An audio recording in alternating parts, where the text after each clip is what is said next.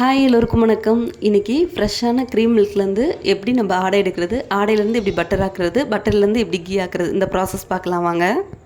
நான் இன்றைக்கி அக்ஷயகல்பா ஆர்கானிக் ஃபார்ம்லேருந்து ஃப்ரெஷ்ஷான க்ரீம் மில்க் எடுத்திருக்கேன். மில்க்கை நம்ம எப்பொழுதும் போல் காய்ச்சிற மாதிரி தான், பட் ஃப்ரெஷ்ஷான க்ரீம் மில்க்குன்றனா அடியில் அடி பிடிக்காமல் இருக்கிறதுக்காக அப்பப்போ லைட்டாக கிளறி விட்டு நல்லா பால் பொங்கினதுக்கப்புறம் சிம்மில் வச்சு ஒரு 5 மினிட்ஸ்க்கு விட்டுறணும். அதுக்கப்புறம் நம்ம ஃப்ளேம் ஆஃப் பண்ணிவிட்டு ஒரு 1 ஹவருக்கு டிஸ்டர்ப் பண்ணக்கூடாது. அதுக்கப்புறம் அதுலேருந்து ஆடை வந்திருக்கும். அந்த ஆடையை மட்டும் நம்ம செப்பரேட்டாக பிரிச்சிடணும். கீழே இருக்க மில்க்கை ஆட் பண்ணக்கூடாது.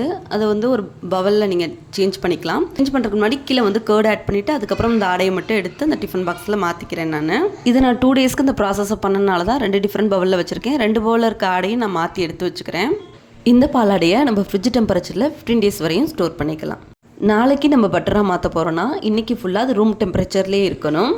கண்டிப்பாக அந்த பாலாடையில் 2 ஸ்பூன் தயிர் ஆட் பண்ணுறது ரொம்ப கட்டாயம். ஏன்னா அப்போ தான் அது புளிக்கும், அப்போ தான் பட்டர் பிரிஞ்சு வரும். நான் வெளியிலே ஸ்டோர் பண்ணிவிட்டு அடுத்த நாள் மார்னிங் அதை அப்படியே நான் மிக்ஸி ஜாருக்கு ட்ரான்ஸ்ஃபர் பண்ணிக்கிறேன்.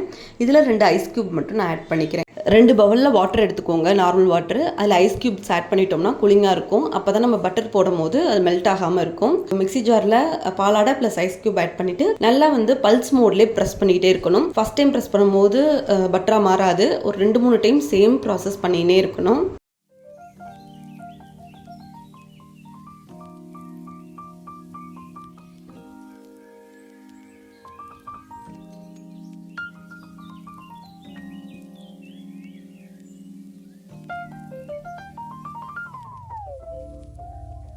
இந்த ப்ராசஸ் பண்ணுறதுக்கு எனக்கு 2 மினிட்ஸ் தான் டைம் ஆச்சு. ஒரு 4 டைம் பல்ஸ் பண்ணும் போதே எனக்கு பட்டர் பிரிஞ்சு வந்துருச்சு.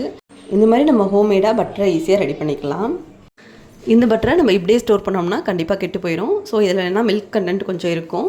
ஸோ நம்ம வாஷ் பண்ணுறது ரொம்ப முக்கியம். சில் வாட்டர் நான் சொன்னேன் இல்லைங்களா, அதில் இதை போட்டு நல்லா வாஷ் பண்ணிவிட்டு 2-3 டைம் இது சேம் ப்ராசஸ் சில் வாட்டரில் வாஷ் பண்ணிவிட்டு நம்ம ஸ்டோர் பண்ணிக்கலாம்.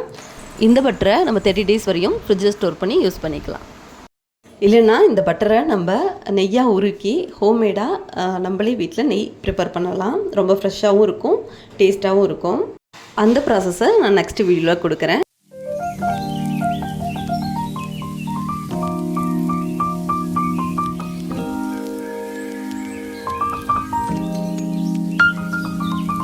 இந்த வீடியோ உங்களுக்கு பிடிச்சிருக்கு, யூஸ்ஃபுல்லாக இருக்குன்னா மட்டும் மறக்காமல் சேனலை சப்ஸ்கிரைப் பண்ணி சப்போர்ட் பண்ணுங்கள். பாய்.